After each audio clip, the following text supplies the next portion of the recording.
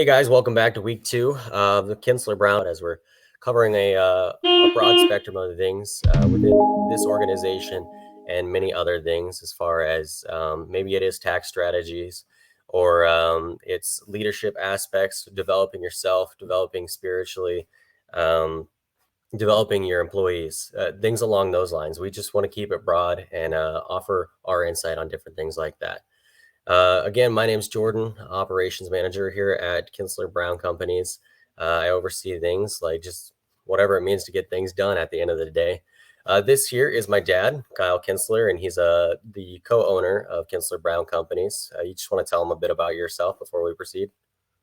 Me, gosh, I said co-owner of Kinsler Brown Companies. So thank you for having me on the show here today.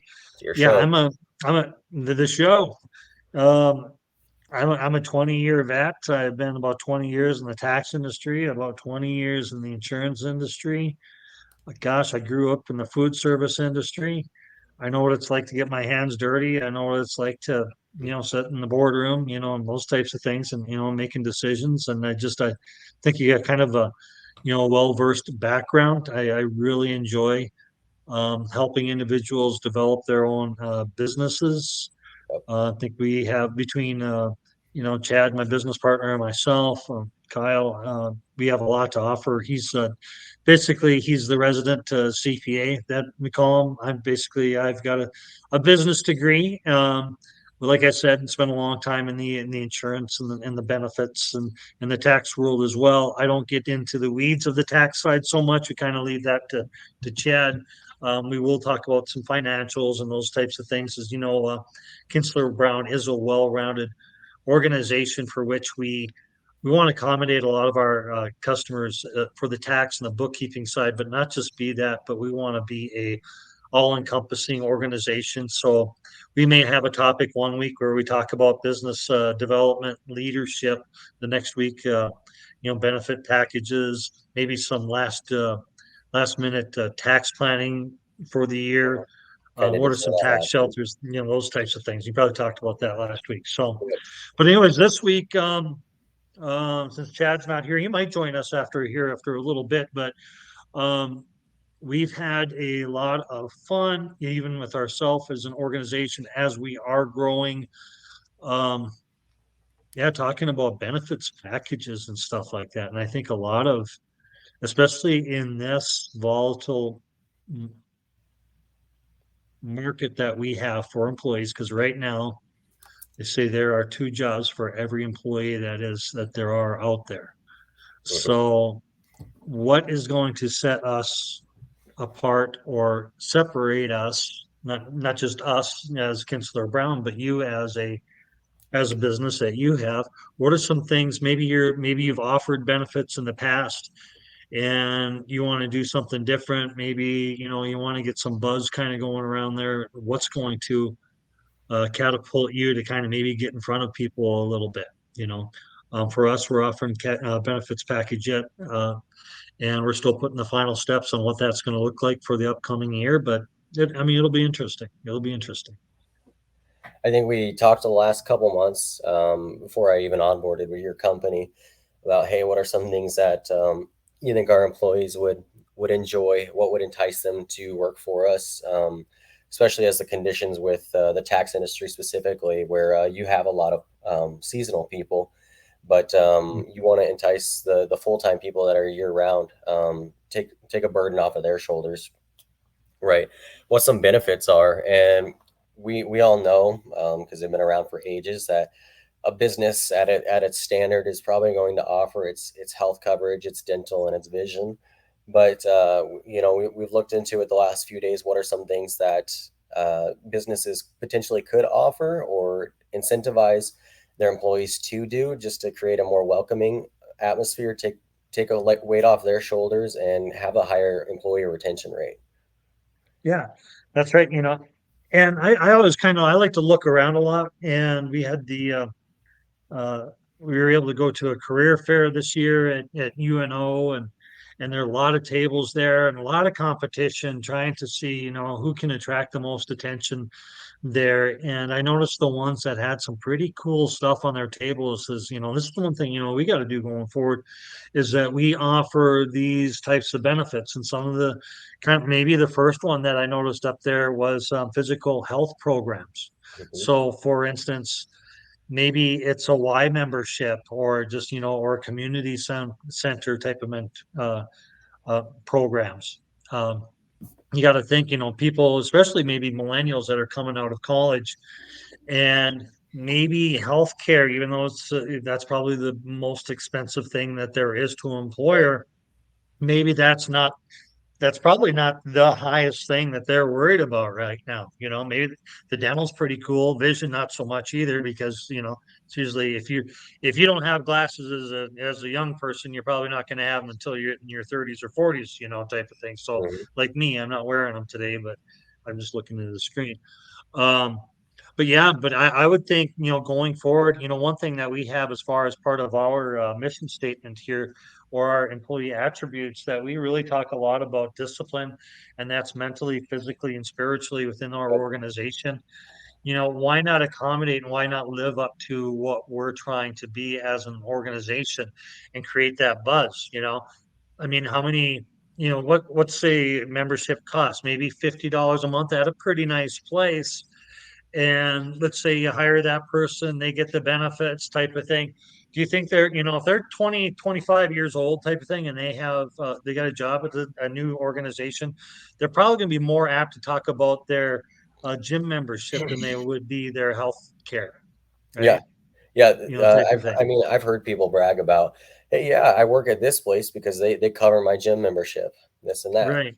I think it's important as an organization to have a little more personalized aspect of that. I've analyzed businesses in the past where they go and they get some contract or something with a gym so they can offer low cost memberships. So they're covering the low cost while offering it to their employees for free. But Right. sometimes I think you gotta be willing to step outside of that and make it a little more personalized for your employees. Because if that gym that you signed a contract with is 4 miles and we're in a metro, 4 miles is a long way. Right. Um, your employee's not going there. But if they came to you and said, "Hey, I want to start going to the gym. If you're going to cover it, I have this local or I have this community gym down the street." That's something you have to be willing to stretch outside your boundary and say, "Yeah, I'll cover that for you," because it's Right. it's going to entice your people at the end of the day. And something like this, like a physical health program, it clearly shows in the productivity and the efficiency and it gets rid of the fog in your mind when you're taking care of yourself physically. So you're going to see it pay off, even if you're only paying $50 a month for your employees membership at Genesis or what it may be. But you're going to see Hmm. that pay off in the way that they take care of the customers or in the way that they just carry themselves. Right. No, and that's no, and that's great. So to me, that was kind of the lead off one. I thought that was kind of cool. Um, I think it's kind important of to say going, that. yeah, just kind of going on to the next things. What with the now that we're post COVID, so to speak. Um, you know, I- I'm here in my kitchen and you're at the office type of thing, but we're both at work.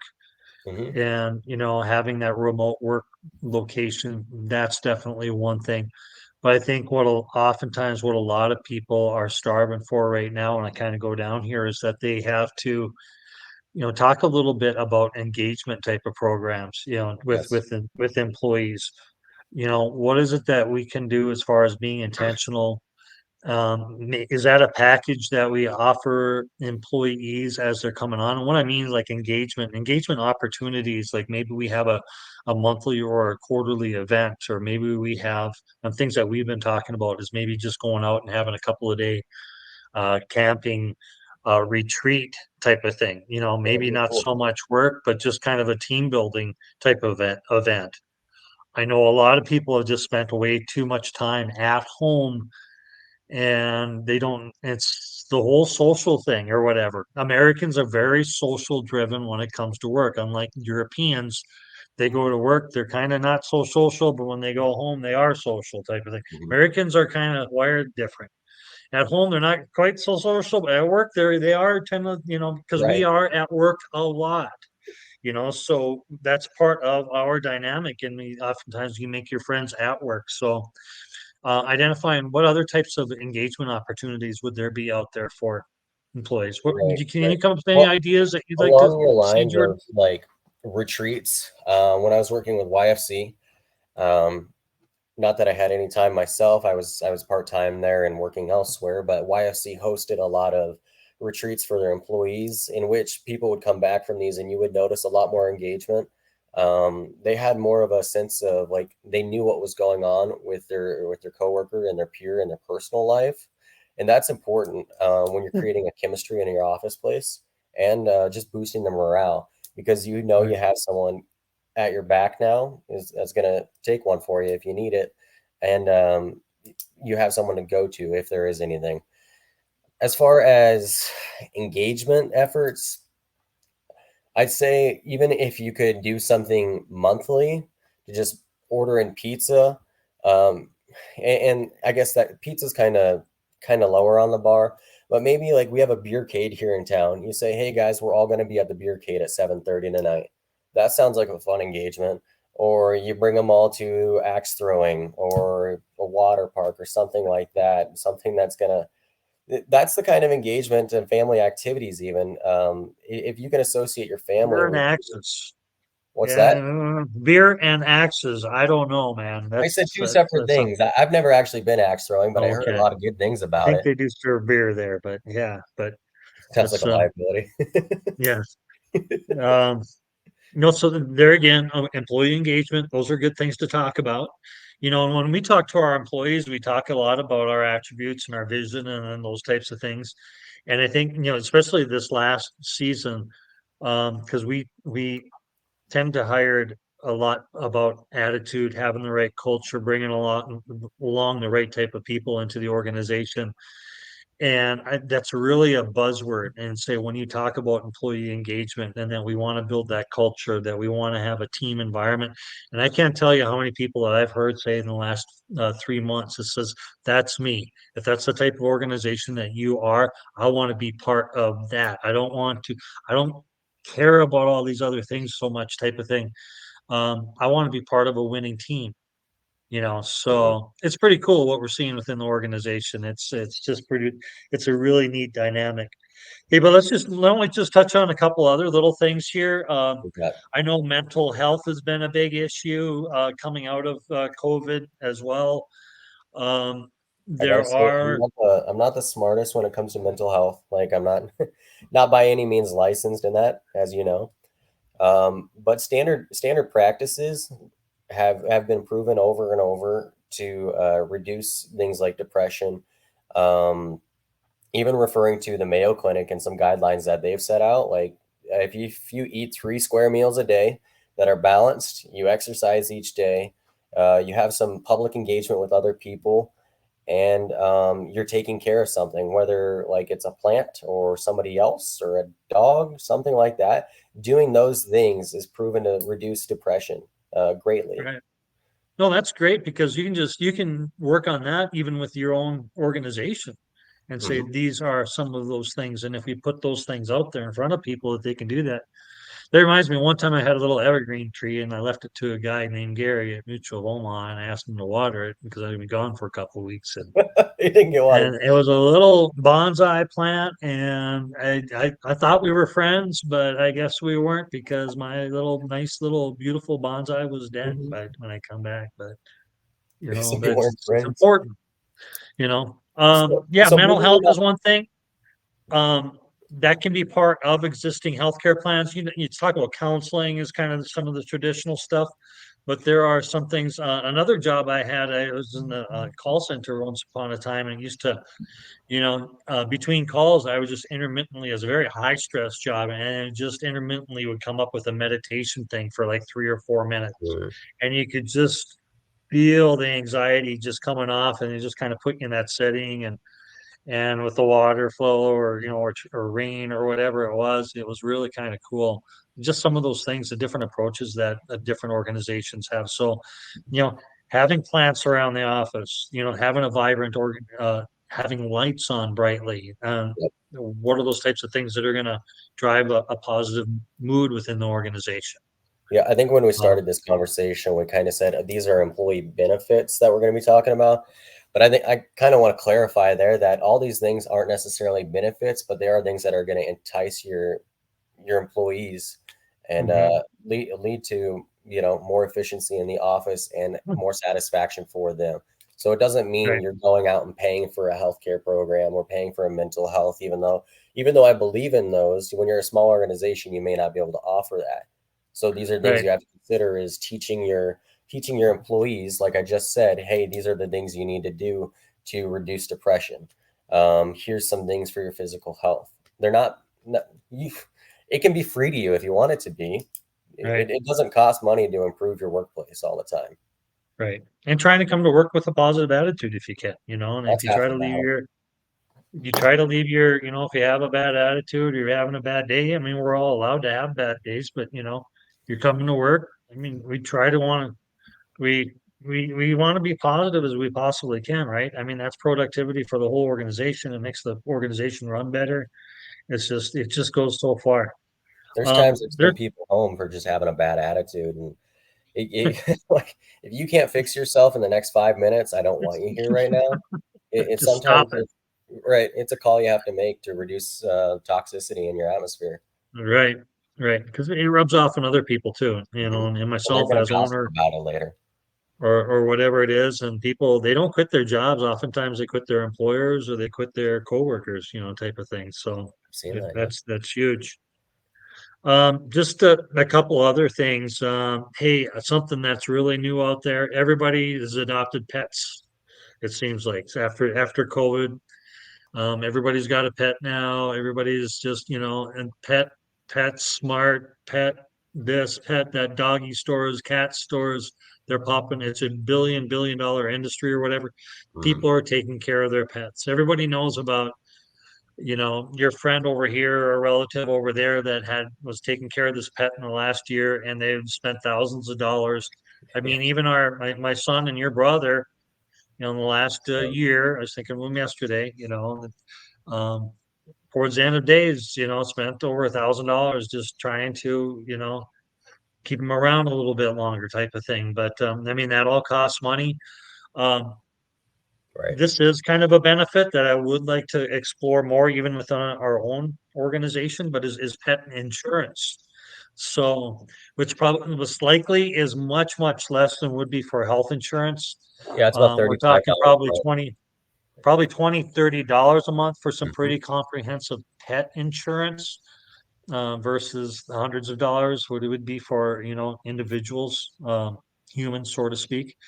But just think of if you're going to work and you got this dog at home that you're taking care of, and people, they love their dogs, they love their cats, and if you think about, I'm thinking about leaving my organization that I am, but I have health insurance for my pet over here. That's going to make you think twice about maybe I want to leave that organization or not, Mhm. in many instances. So it's always been kind of a sideline type of thing, but anymore that's becoming kind of a critical thing. So we Yeah. definitely need to take a closer look into that as our own organization. That can go a long ways. So, but Yeah. Studies there came are out some offerings recently out about there. that. What's Um, that? Actually, it's been in the last couple of years. Studies came out that showed that millennials actually prefer to have pets over children now, and that's leading to, our decreased population. But they're Right, just easier to take care of. They don't talk back. They don't cost $2 million by the time you're 18 years old. right, But you don't want them to hit your out of pocket or like, mm, $3,000 random surgery when your dog chews up and swallows a toy, right, right? right. So So, yeah, I mean, just like our friends out there, they got, they're getting married, they're starting out with a dog or a cat type of thing. They're trying to see if they can, go beyond the goldfish, type of thing. But yeah, the children are not always just the thing anymore, So um I guess probably the last thing, and then maybe we can even come back to this because there's a lot of good content, but paid time off is big, or maybe even non-paid time off. So if somebody's coming to work for you. They want to know that they have the opportunity to take maybe as much of, you know, have flexible time off. Not everybody celebrates Easter. Not everybody celebrates Christmas or Thanksgiving and those types of things. Do does everybody have to take those days off, or can they work those days and maybe, take another day off that's more towards maybe what their religion is, or a holiday that they recognize that nobody else does, Hmm. type of thing. So just being a little bit more flexible in that case. If you're in a seasonal business, kind of like, we have a tax business, we've got some seasonality to it. It's all hands on deck come tax season type of thing, but in the off season, hey, we're still a year-round organization. We've got bookkeeping, we've got benefits that we talk about, and tax credits and taxes there again. But we do have a lot more flexibility in May, June, July than most organizations because it's the summer, and most organizations or companies, that's when their peak time is during the summer. Um, for us, it kind of works, and maybe you can take some unpaid time off in the off season, and that's pretty cool that an employer might be able to do that. You just got to kind of see how that might work for you, if it's a real thing for you within your organization. Um, but there again, the amount of paid time off as well, so most organizations, they'll start out like 2 weeks after the beginning, after 90 days or whatever. And then they go up to maybe 3 weeks after 5 years. And, and also that can include or not include your sick time as well.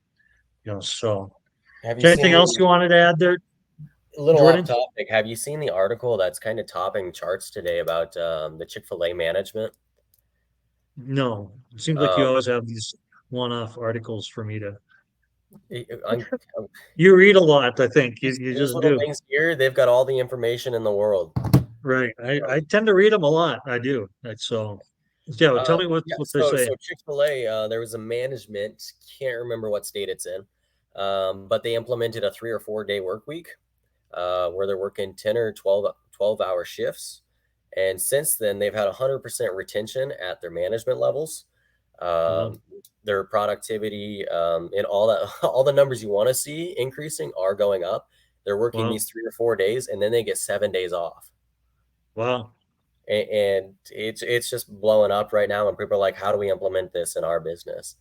I think Huh. it's kind of hard for us in the tax world, as we got 4 months to really execute things hard, and we got Right. the other 8 months. But I think businesses, maybe your financial advisor. I mean, they work There's year a time round. and a place. There's a time and a place for all kinds of different things that we can do. So, yeah, absolutely. So, I mean, think a little bit outside of the box and, see if those things work. So, I've I always always admired maintain if that. I'm going to work for a day, I may as well be at work, and stay at work. But, if I want time off, I want time off. But sometimes it seems like if I'm just going to work for 7 to 9 hours a day, it's almost kind of like an inconvenience because I got to do the same thing tomorrow. Hmm. I got to get Well, up, I got to, get in my car and I got to drive 20 miles to work, which is another hour and this and that. Why wouldn't I just stay at work for 11, 12 hours and take an extra day off a week, type of mhm. thing. So, I think along those lines too. Back to like yeah, the holidays off, I think it's important to consider like a lot of these programs and benefits we're talking about have really come about because of the way that millennials are influencing society and the way right. that things move within business themselves. Um, Even it being Halloween this last week, I saw how many people are like, "Oh man, I have to go to work today." Millennials are like they're pushing Halloween as it is. They're what's keeping it alive. There's all these parents out there that are like, "No, I'm done. I kind of had COVID." Half of these kids have never been trick or treating before, but who is it? It's the millennials that are driving trick or treating this last year. Really? Are they like 19, 20 years old They're going not out like there trick trick or or treating? treating, but they're the ones throwing the parties, or they're the ones that are excited They're to sit spending the outside. money. They're the ones They're, spending the money, but they're also the yeah, ones having community events. It's right, about community for them. Halloween is because they can dress up, be silly, and just be themselves. right. Where lots of them, because of just who we are today, they'd rather have Halloween off than Thanksgiving off because they don't want to go sit awkwardly with their family, but they do want to go enjoy time with their friends. So I guess that's a consideration. That's an excellent point. That is an excellent point. I would much rather, yeah. I'm a Thanksgiving guy. I like to cook, but that's Mhm. just me. We're all No, but different. that's a very rational point. and you got to think of it from a millennial standpoint, the way you're looking at that. So, who is your target employee? I mean, are they the millennials, or are they, you got to look at what the age of the employees are, or what's your group, or it might be very well mixed type of thing. But hey, we might need to have a whole big assortment of a benefits package. So we have personalized benefits options with Yep. tons of options out there. So it is the pet insurance, it's the this or that. And then you might have the other people that are older, and then they want to, they need that health care, and they want that vision coverage, they want that disability coverage, those types of things. So it's not a bad idea to have lots of different types of benefits, or uh, just making a well-being for your employees all over the place. So So I guess as we're wrapping things up, I think we can't talk about execution for every industry or every business, but I think it is important going forward. Whoever's listening to this is like execution. Now you need to go forth and think about like,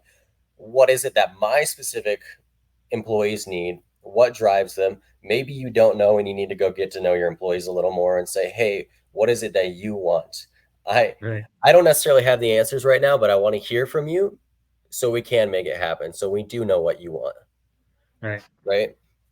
So Yeah. hopefully that was of some value to you. I mean, it's a good conversations to have, and those types of conversations that we had here, those types of things that maybe you talk with with your management team, and say, don't be afraid to think that outside of the box a little bit, and just yeah, get creative, get to know who your employees are, and do things smartly. And it's, you want a work environment that is conducive to everybody.